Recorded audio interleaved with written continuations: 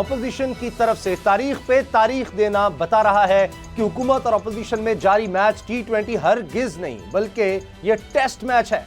यह match draw होता है या फिर नतीजा खेज, इसके लिए लंबा इंतजार करना पड़ेगा। गेंद अपोजिशन के हाथ में है जो जलसों के बाउंसर मार चुकी, लेकिन आर या पार नहीं हुआ।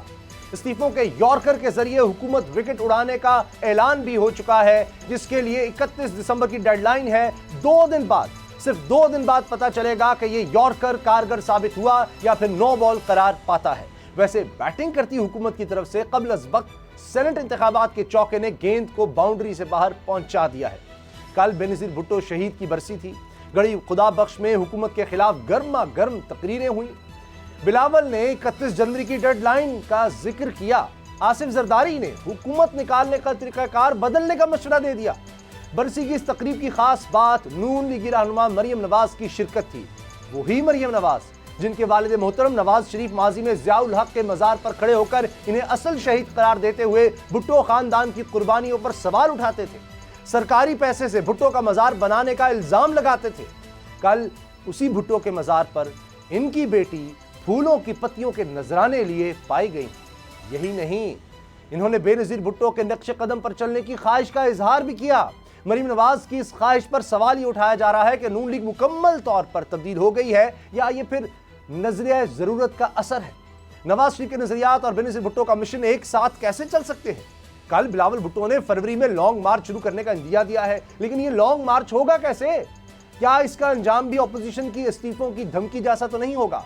अभी कुछ नहीं कहते, क्योंकि पीडीएम की हिकमत अमली क्या है इसका किसी को भी पता नहीं चल रहा। इस्तीफों की सरगोशियां भी हैं, ज़िमनी और सेनेट इंतखाबात में हिस्सा लेने की ख्वाहिशें भी हैं और लॉन्ग मार्च की धमकियां भी। ये सब एक साथ कैसे चल सकता है? खबर यह भी है कि पीडीएम का एक साथ चलना भी दुश्वार हुआ है। बेनजीर भुट्टो की बरसी में मौलाना फजलुर रहमान खुद नहीं आए, वफ्द भेजा, और इस वफ्द ने भी बिलावल भुट्टो के ज़ोराने में शिरकत की। ना लाड़काना में पीडीएम के होने वाले इजलास में इस सर्द महरी की वजह सियासी है या फिर जाती? कुछ वाकिफान हाल इसके ताने बाने सिंध में मौलाना फजलुर रहमान के मनपसंद अफसरों की तैनाती ना होने से जोड़ रहे हैं। दूसरी तरफ जेयूआई में भी बगावत फैलने लगी है। कल पार्टी से निकाले गए जेयूआई रहनुमाओं ने अहम इजलास तलब कर रखा है। इस इजलास के बाद पता चलेगा कि जेयूआई में पड़ने वाला ये शगाफ पार्टी के लिए कितना खतरनाक साबित हो सकता है। इन्हीं हालात में ट्रैक टू डायलॉग की गेम भी ऑन हो गई है। फंक्शनल लीग की तरफ से इन मुज़ाकरात को नतीजा खेज बनाने के लिए अहम सियासी किरदारों को जेल से बाहर निकालने की तजवीज़ है। क्या हुकूमत इस तजवीज़ पर अमल करेगी? क्या इससे सियासत में लगी आग बुझ जाएगी? आज सबसे पहले इसी पर बात करते हैं हसद खरल साहब, आमिर डोगर साहब से। खरल साहब, आसिफ अली जरदारी साहब ने तो बिल्कुल ही कुछ और बात कर दी। वो कहते हैं कि इमरान खान की हुकूमत इस तरह नहीं जाएगी, जेलें भरो। यानी वो कह रहे हैं कि मरियम को कह रहे हैं कि पहले जेल जाओ, और दूसरी तरफ वो ये कह रहे हैं कि ये नहीं हो सकता कि एक दूसरे को हम बताएं कि क्या करना है क्या नहीं करना, ये ना बताया जाए।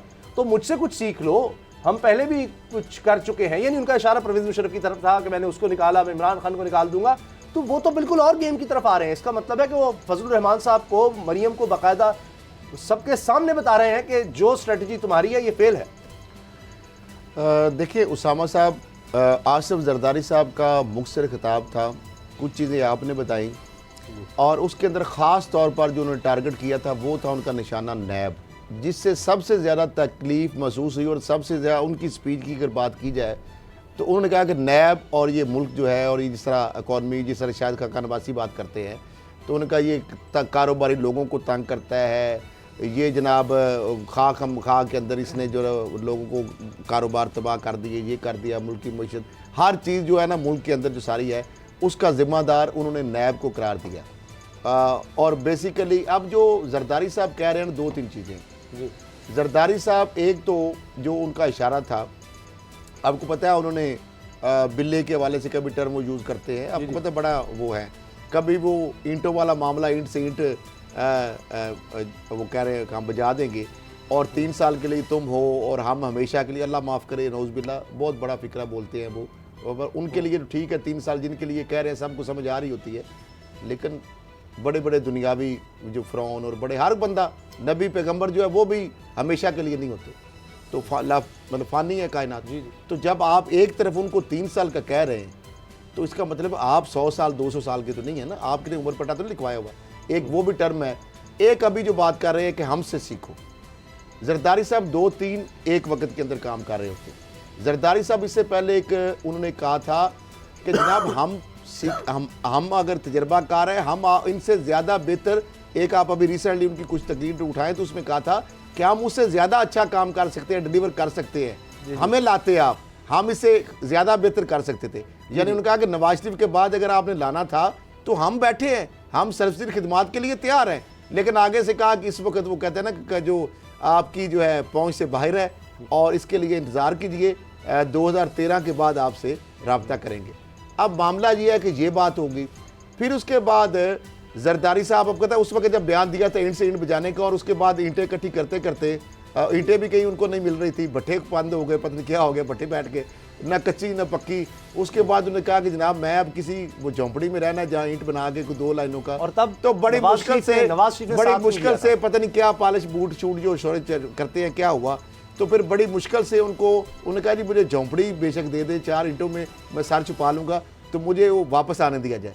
और जिस तरह उनकी वापसी, टार्जन की वापसी से ज़्यादा मुश्किल हो गया था काम, जो बयान दे के पछता रहे थे। और नवाज शरीफ जिनके कहने पर दिया वो खुद इस तरह की चीज़ें आई। उन्होंने कहा जी मुझे, तो उन्होंने कहा कि जनाब कदम बढ़ाओ हम तुम्हारे साथ हैं।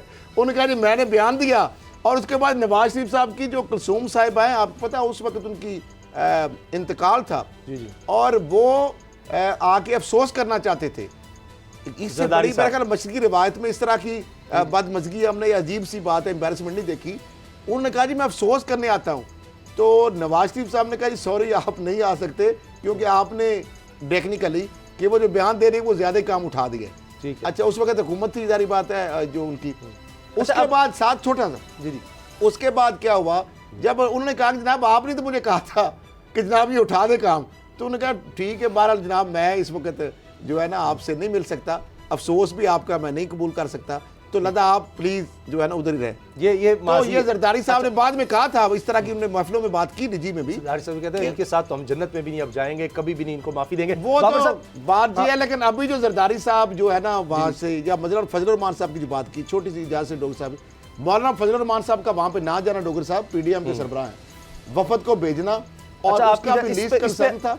चलिए आगे बात कर लेते हैं, आगे साहब से बात ले ले फिर बाबर साहब। ये जो बिलावल भुट्टो ने कहा है लॉन्ग मार्च का, वहां इस्तीफों का अब जिक्र नहीं हुआ, सेनेट इलेक्शन के बायकॉट की कहीं बात नहीं हुई, मरियम कोई बात नहीं कर सकी इस हवाले से इस्तीफे वगैरह की, तो अब वो बिल्कुल बिलावल के पीछे पीछे हैं। जो कुछ है अब पीपल्स पार्टी है, बिलावल है, ये वक्त आ गया नून लीग पर, लेकिन जरदारी साहब तो बिल्कुल और लाइन ले रहे हैं।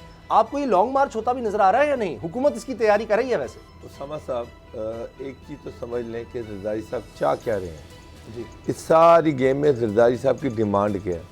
जरदारी साहब के पास एक सूबे की गवर्नमेंट है, वो सूबे की गवर्नमेंट चला रहे हैं, उनको उनका जो शेयर है वो मिला होगा। सिर्फ जरदारी साहब अगर तंग हैं तो वो नैब से तंग है, नैब उनको तंग कर रही है, उनकी बहन को तंग कर रही है, उनकी फैमिली को तंग कर रही है, उन पर केसेस डाल दिए हुए हैं, कोर्ट के वो चक्कर लगा रहे हैं, और फेडरल गवर्नमेंट जो है सिंध के मामला में इंटरफेयर भी कर रही है, जो कि सिंध गवर्नमेंट को किसी तौर पे कबूल नहीं है। अब बिलावल भुट्टो जो है, जो मरियम के साथ मिले हैं, मरियम का एजेंडा बिल्कुल डिफरेंट है। मरियम अदारों के साथ हेड ऑन है, मरियम और नवाज शरीफ जो हैं वो इस हुकूमत को गिराना भी चाह रहे हैं। ना मरियम का पंजाब में शेयर है, ना मरियम का फेडरल गवर्नमेंट में शेयर है, ना कहीं और शेयर है। मरियम ने एक तो ये है कि मरियम का जो चचा है वो एस्टेब्लिशमेंट के साथ मिलके आगे आना चाह रहा है। मरियम ने पार्टी पे कंट्रोल भी हासिल करना है। मरियम ने ये भी चाह रही कि इमरान खान की गवर्नमेंट भी गिरे। अगर इमरान खान की गवर्नमेंट गिरती है, मैं एक मफरूज़े पे बात करता हूँ, तो जरदारी को या बिलावल भुट्टो को क्या मिलेगा? सिंध गवर्नमेंट भी गई, अगला इलेक्शन होगा, बिलावल भुट्टो और जरदारी को टोटल पता है कि मैक्सिमम भी उनको मिला तो सिंध ही मिलना है, अदरवाइज नहीं मिलना। सब्सक्राइब करें और बेल दबाएं ताकि कोई खबर रह न जाए।